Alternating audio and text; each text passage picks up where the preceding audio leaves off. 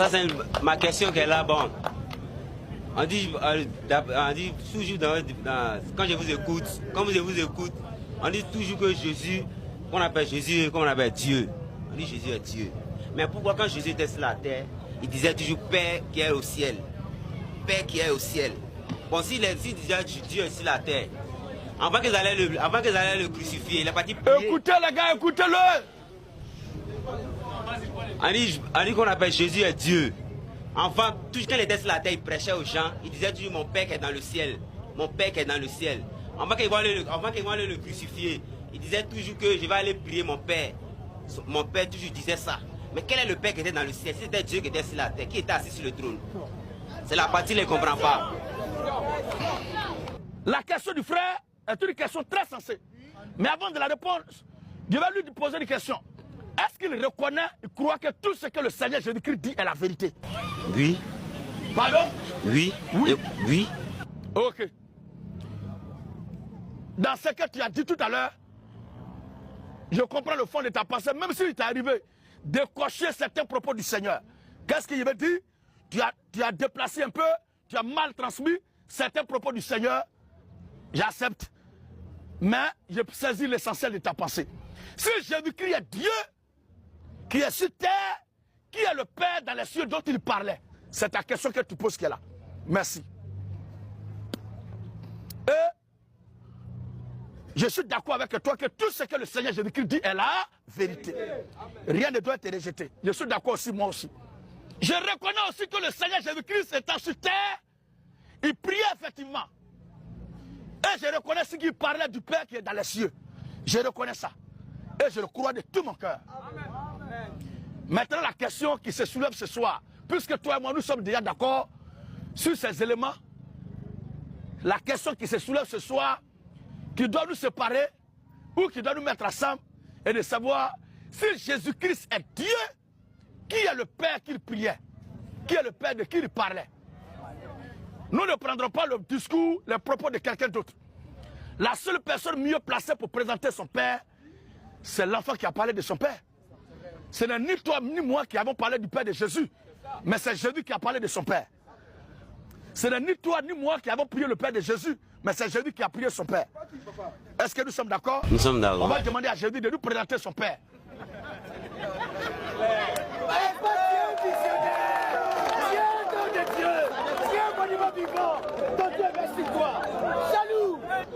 Jean 3,13.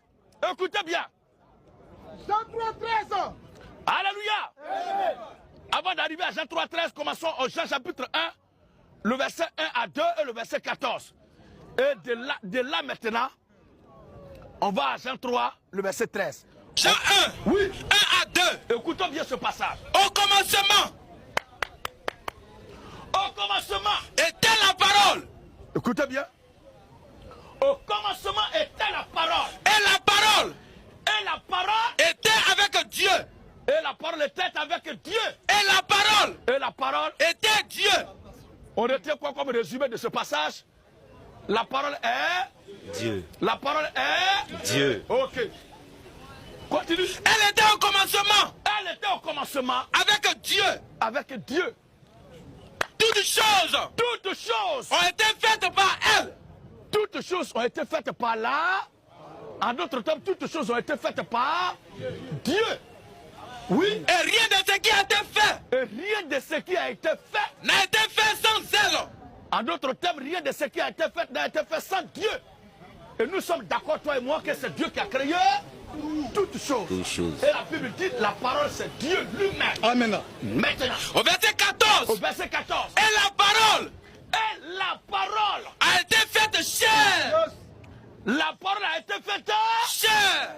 Il a discuté avec des gens qui étaient d'accord avec le début. Que la parole de Dieu, c'est vrai. Toutes choses ont été créées par la parole. C'est-à-dire c'est Dieu qui a créé toutes choses. Et rien de ce qui existe n'a existé sans la parole. C'est-à-dire rien de ce qui existe n'a existé sans Dieu. Dieu a créé toutes choses. Arrivé maintenant, sur la partie où il a dit, la parole a été faite chair, il ne veut plus qu'on remplace la parole par Dieu.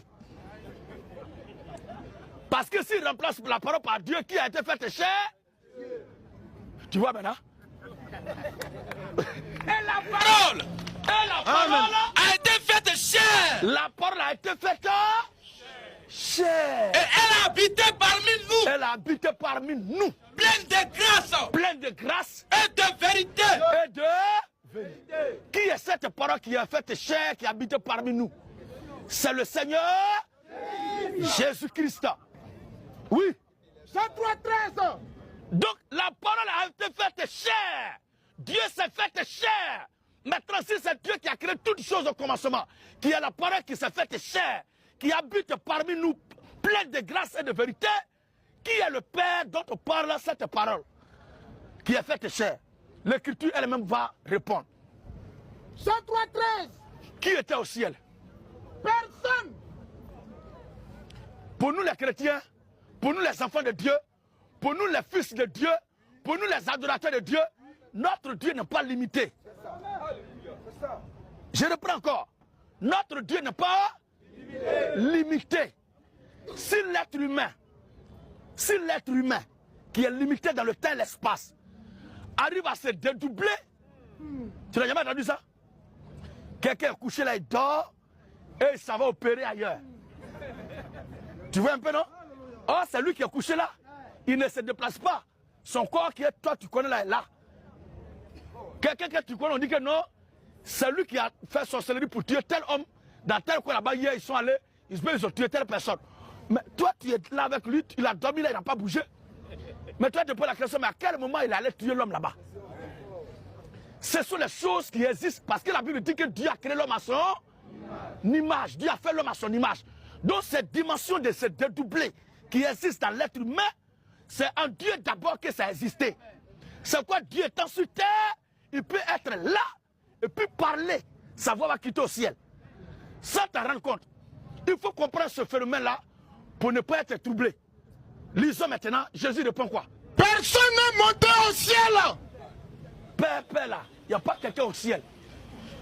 Oui. Si ce n'est celui qui est descendu du ciel. Regardez bien, frère. Les gens disent que Marie, c'est elle qui a mis Jésus au monde. Nous ne contestons pas ça. Nous ne disons pas que c'est faux. Nous disons Amen et c'est la vérité. Mais nous ne croyons pas que l'existence de Jésus commence par le ventre de Marie. Parce que le ventre de Marie là n'est pas au ciel. Le ventre de Marie là n'est pas au ciel. Parce que le Seigneur dit, personne n'est monté au ciel. Personne n'est monté au ciel. Si ce n'est celui qui est descendu du ciel. Lui, pendant que tout le monde croit, avec les yeux humains, on voit qu'il est sorti du ventre de Marie. Lui, il dit qu'il est quitté au ciel. C'est-à-dire, c'est du ciel qu'il est quitté pour venir s'emballer d'un corps dans le ventre de Marie. Il est quitté au ciel pour venir sur terre, pour la rédemption de son peuple là. Il s'est emballé de chair. C'est quoi la Bible dit, la parole a été faite? Oh, avant de se faire chair, la parole existait déjà. Au commencement était déjà la parole. C'est plus tard que la parole s'est faite chair. Donc celui qui est intelligent là ne peut pas faire. S'il doit faire la pièce d'identité ou l'extrait de naissance de la parole, il ne doit pas prendre là où la parole a commencé à se faire chair. Il ne doit pas prendre là où la parole est devenue chair là, comme la date de naissance de la parole. Mais il doit chercher à savoir quand la parole a commencé à exister. Parce que la parole a existé d'abord au commencement, et plus tard elle est devenue, elle s'est faite chair. Donc se faire chair là n'est pas le début de l'existence de la parole. Se faire chair n'est pas le début de l'existence de Jésus-Christ. Se faire chair n'est pas le début de l'existence du Seigneur Jésus-Christ. Il existait déjà. Et pour venir sur terre pour la rédemption de son peuple, il s'est fait chair. Maintenant l'Écriture dit, personne ne monte au ciel. Si ce n'est celui qui est descendu du ciel. Si ce n'est celui qui est descendu du ciel. Alléluia. Regardez bien.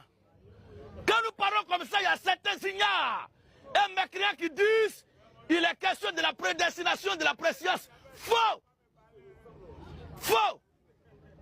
Il n'est pas question de la préscience ou de la prédestination, mais la question de l'existence même de Dieu. Parce que la Bible dit au commencement, Dieu créa les cieux et la terre. Cette parole qui dit que la lumière soit, que la lumière fut, lisons même.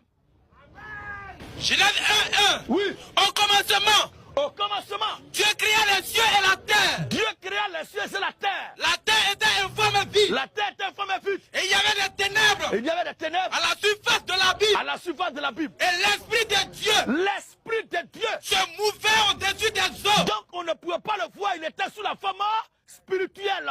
Il était sous la forme esprit. Maintenant l'Écriture dit. Et Dieu dit. Que Dieu dit. Que la lumière soit. Donc on attendait simplement là. On attendait simplement la parole. Que la lumière soit. Et la lumière fut. Voilà. C'est de cette parole-là. Donc la parole qu'on attendait là, celui qu'on attendait là, celui qui s'est fait chair. Donc si nous sommes intelligents, pour faire l'extrait de naissance de la parole, pour faire l'extrait de naissance du Seigneur Jésus-Christ, nous devons remonter à quand il a commencé à exister. Est-ce que c'est depuis le ventre de Marie? Alléluia. Maintenant, qui était au ciel?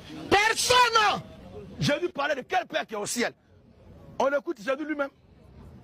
Oui. Personne. Personne n'est monté au ciel. N'est monté au ciel. Si ce n'est celui. Si ce n'est celui qui est descendu du ciel. Qui est descendu du ciel. Le Fils de l'homme. Le Fils de l'homme. Qui est dans le ciel. La Bible ne dit pas qu'il était dans le ciel. Mais en même temps qu'il est sur terre, il est dans le ciel. Quand il a dit ça, les disciples ont commencé à s'interroger. Jean 14. Jean 14. Oui. Le verset 6 à 10. Alléluia. Amen. Quand il a dit ça, il dit, mais maître, ce que tu es en train de dire là, c'est fort. Il faut qu'aujourd'hui, on mette fort au débat. Et la manière tu es crangba là, c'est comme ça, ils étaient crangba ce jour-là. Didi. Ils étaient au Koya à lui. Jusqu'à l'Ascaras. Alors, Jésus lui dit. Jésus lui dit. Je suis le chemin. Je suis le chemin. La vérité. La vérité. Et la vie. Il dit je suis le chemin, la vérité et la vie. Oui. Nul ne vient au Père. Voilà ça. Nul ne vient au Père. Frère, tu entends bien?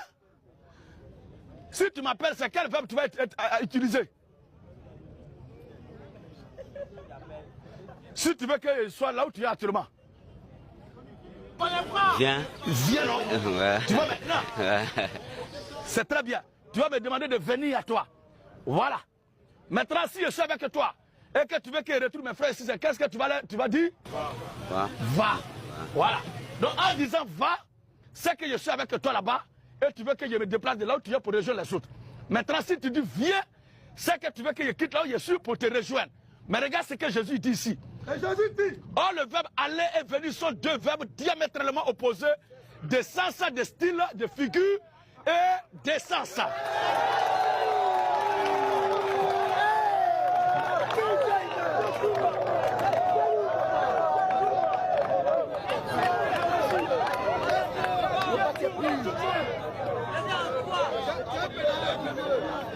Alléluia. Regardez ce que le Seigneur dit. Je suis le chemin, la vérité et la vie. Oui. Nul ne vient au Père. Il dit nul ne vient. Nul ne vient au Père. Oh, comme mes frères et moi, nous sommes ensemble ici. Si je dois être là où tu es, c'est venir que tu dois utiliser. Et que si je suis avec toi maintenant là-bas, je dois les rejoindre ici, c'est aller, tu dois utiliser va.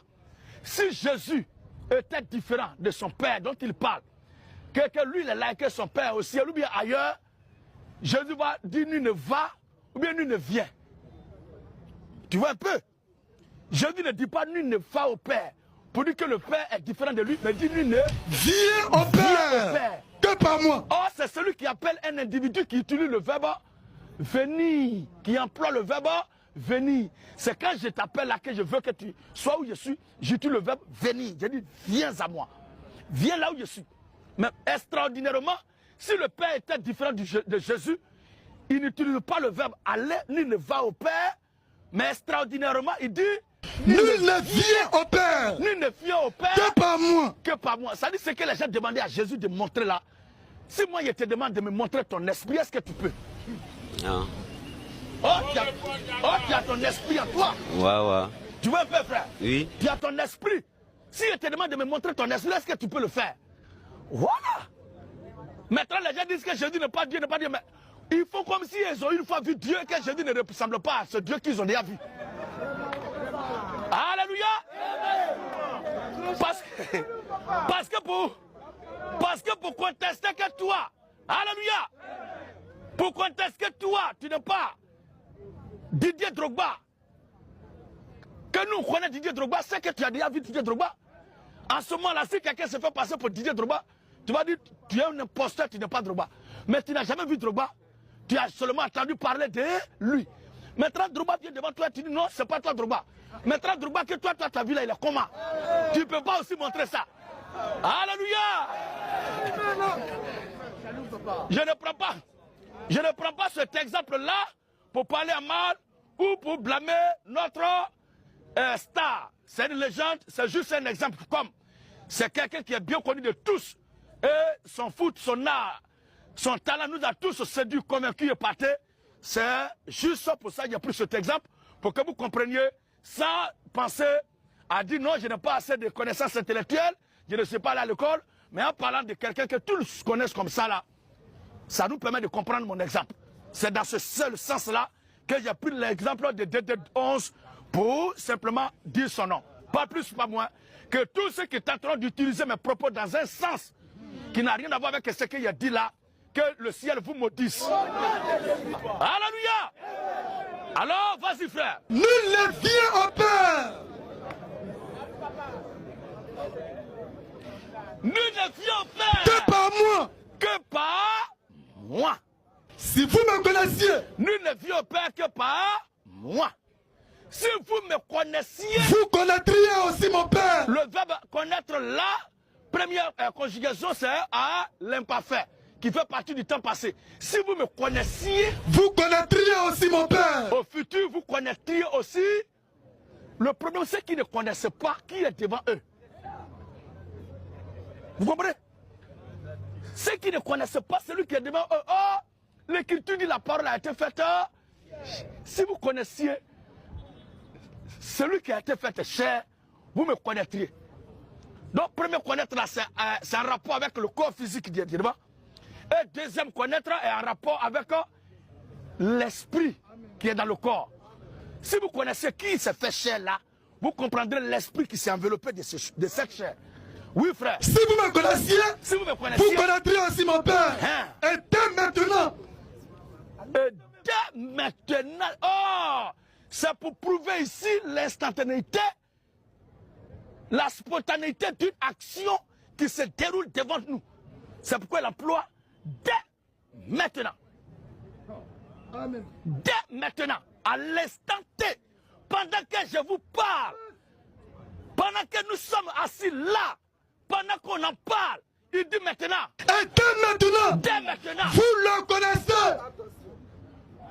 Nous ne vient au Père que par moi.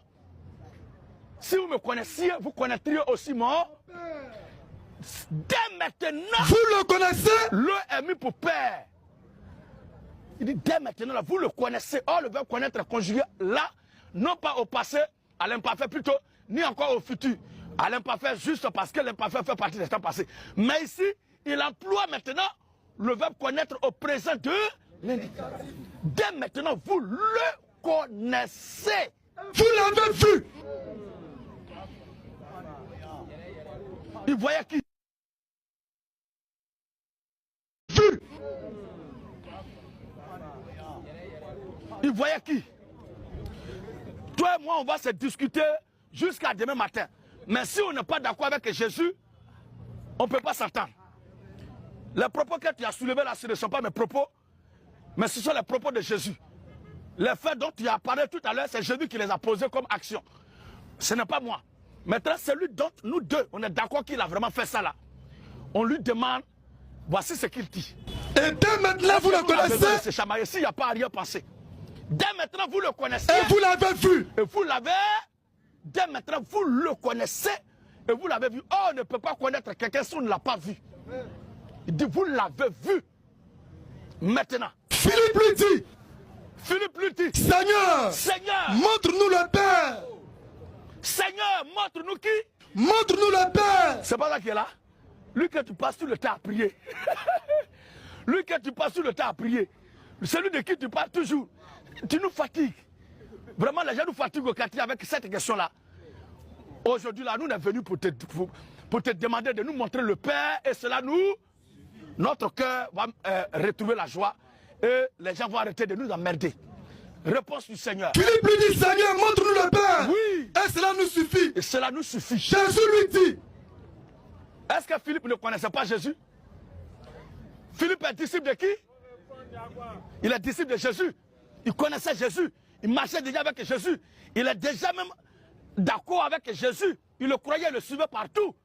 Mais Jésus lui fait quel reproche ici? Jésus lui dit. Jésus dit à Philippe. Il y a si longtemps. Mais Philippe lui voulait voir qui? Le Père. Il voulait voir le Père. Ouais. Mais regarde la réponse de Jésus. Il y a si longtemps. Il y a si longtemps Que je suis avec vous. que je suis avec vous. Et tu ne m'as point connu, Philippe. Mais est-ce que Philippe a dit qu'il ne connaissait pas Jésus? Est-ce que Philippe a dit montre-nous Jésus? Connais Jésus. Il connaît Jésus. Il voit Jésus déjà.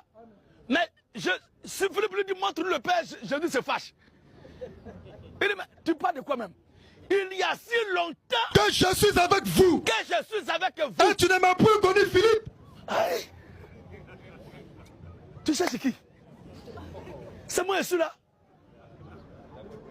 Amen. La suite. C'est lui qui m'a vu. Oh Dieu est esprit. C'est l'esprit au commencement qui parlait que la terre soit, que la lumière soit là. C'est cet esprit-là qui s'est fait chair. Maintenant, toi, tu veux voir l'esprit là comment? Avec quel œil? Toi, un humain avec tes yeux humains, tu veux voir un esprit.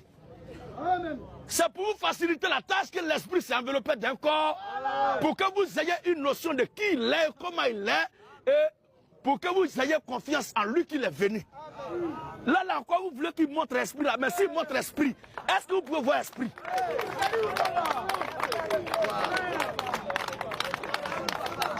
Alléluia! La suite encore parle. Celui qui m'a vu Celui qui m'a vu a vu le Père. Celui qui m'a vu a vu le Père. Comment tu montres-nous le Père? Comment tu dis montre-nous le Père? Ne crois-tu pas? Le Père était où? D'après ce que nous tous on était d'accord de par là. Son Père de qui parlait dit son Père qui est où ça? Dans les cieux. Voilà, son Père qui est dans les cieux. Mais regarde ce qu'il va dire. Ne crois-tu pas Ne crois-tu pas que je suis dans le Père? Il est devant eux là. Si toi tu es dans la maison, entre toi la maison doit voir qui premièrement? C'est moi.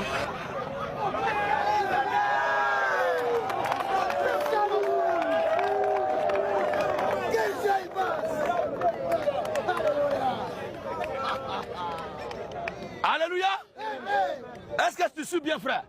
Si toi tu es dans la maison, entre toi et la maison, doit voir qui premièrement? La maison, on voit d'abord. D'abord la maison avant de te voir. Avant de me voir. Voilà. Oh, je dis ici. Ne crois-tu pas Ne crois-tu pas? que je suis dans le Père? On regarde, on voit personne. Jésus dit, il est dans le Père. Ça dit, il est dans la maison, mais on ne voit pas de maison, mais c'est lui seul qu'on voit. Comment il doit expliquer que c'est lui? Ne crois-tu pas que je suis dans le Père? Et que le Père Et que le Père est en moi. il ne dit plus maintenant au ciel, hein, mais le Père est En moi. en moi. La parole que je vous dis. Qui parle à ce moment-là? C'est Jésus qui parle. Maintenant, écoutez ce qu'il dit. La parole que je vous dis. Les paroles que je vous dis, Je ne la dis pas de moi-même. c'est pas moi vous attendez. Hein. Mais le Père qui demeure en moi. Il n'y a pas le Père qui demeure au ciel, mais le Père qui demeure Moi. en moi. C'est lui qui fait ses œuvres. Mais le Père qui demeure en moi. Mais le Père qui demeure en moi. Mais le Père qui demeure en moi. C'est lui qui fait les œuvres. C'est lui qui fait les Œuvres. toutes les actions qu'il pose ça et là. Il dit c'est pas lui Jésus. C'est le Père qui demeure en lui. Mais comment il doit parler encore?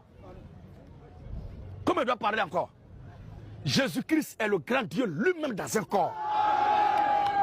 Regarde un peu Jean-Baptiste. Jean-Baptiste qui est venu le présenter, regarde ce que Jean-Baptiste dit. Regarde un peu Jean-Baptiste. Or, dans la Bible, Jean-Baptiste est âgé de 6 mois, biologiquement, naturellement, humainement que Jésus, de par sa naissance sur la terre des hommes par le ventre de Marie. Mais regardons Jean chapitre 1. Jean chapitre 1, le verset 29 à 30. Écoutons bien. Le lendemain, Jean-Baptiste vit Jésus venant à lui. Jean-Baptiste vit Jésus venant à lui. Et il dit, Jean-Baptiste dit quoi? voici l'agneau de Dieu. Voici l'agneau De Dieu. Quand on parle comme ça, là, ça veut dire que Dieu a pas, et puis il a donné l'agneau, n'est-ce pas? Or, agneau de Dieu veut dire le corps de rédemption que Dieu s'est fait. C'est quand Dieu prend un corps humain pour la rédemption des péchés de son peuple. Pour la rédemption de son peuple, qu'il est agneau. C'est dans cette position qu'il devient homme, qu'on appelle fils de Dieu. Ça ne veut pas dire que Dieu est là, il a une femme et puis il a fait enfant. Tu comprends un peu? Dieu n'a pas enfant. Dieu ne peut pas avoir femme pour faire enfant. C'est pas vrai. Mais quand la Bible dit fils de Dieu, c'est quand Dieu prend la position d'un homme. Ce n'est pas moi qui donne cette définition-là de ma propre tête, mais c'est un passage de la Bible qui nous donne cette définition. Jean chapitre 5. Lisons la définition avant de revenir là. Jean 5, le verset 17. Jean 5, 17. Écoute-toi ensemble, frère. Jésus leur répondit. Jean 5, le verset 17, Jésus leur répondit. Mon Père agit jusqu'à présent. Regarde, les Abraham, les Isaïe, les Jean-Baptiste, les Jérémie, eux tous. Il n'y a pas un serviteur de Dieu qui a dit que Dieu était son Père. Tu comprends, non? Comme c'était dans la bouche de Jésus là. Mais eux tous ils disent, ils sont serviteurs de Dieu, envoyés de Dieu, envoyés de Dieu, envoyés de Dieu, prophètes de Dieu, prophètes de l'Éternel, serviteurs de l'Éternel, envoyés de l'Éternel. Le peuple n'a pas dit allons vers le Fils de Dieu. Quand les gens partaient voir moi, ils n'ont pas dit allons voir le Fils de Dieu. Non. Mais dans le cas de Jésus-Christ, il est appelé Fils de Dieu, Fils de Dieu, Fils de Dieu. Mais Fils de Dieu là, ça veut dire quoi? Pour que ça crée tant et tant de problèmes.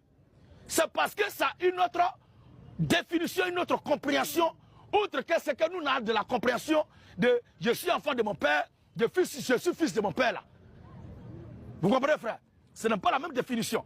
Ça veut dire que Dieu lui-même, l'esprit mortel a transcendé le temps et l'espace et est descendu sur la terre des hommes en s'enveloppant d'un corps à partir du ventre de Marie pour venir sur terre. Pour que nous, son peuple, nous soyons rachetés. L'écriture dit quoi? Jean 5, 17 à 18 ans. Mais Jésus leur répondit. Jésus leur répondit. Mon Père agit jusqu'à présent. Mon Père agit jusqu'à présent. Moi aussi j'agis. Moi aussi j'agis. À cause de cela. Mon Père agit jusqu'à présent. Moi aussi j'agis. À cause de cela. Les Juifs cherchaient encore plus. Les Juifs cherchaient encore plus. À le faire mourir. Pourquoi? Non seulement. Parce qu'il violait le sabbat. Parce que Jésus violait le sabbat. Mais parce qu'il appelait Dieu son propre Père. Jésus appelait Dieu son propre. Donc cette histoire de dire Jésus fils de Dieu est blasphème là, c'est pas aujourd'hui que ça a commencé. C'est de son vivant même. Sur la terre des hommes, dans son corps de rédemption. Non seulement parce qu'il violait le sabbat, mais parce qu'il appelait Dieu son propre Père. Et en disant Dieu est son propre Père, ça veut dire quoi? Se faisant lui-même. Fils de Dieu veut dire quoi? Se faisant lui-même. Fils de Dieu veut dire quoi? Égal à Dieu. Fils de Dieu veut dire? Égal à Dieu. Égal à Dieu. Mais qui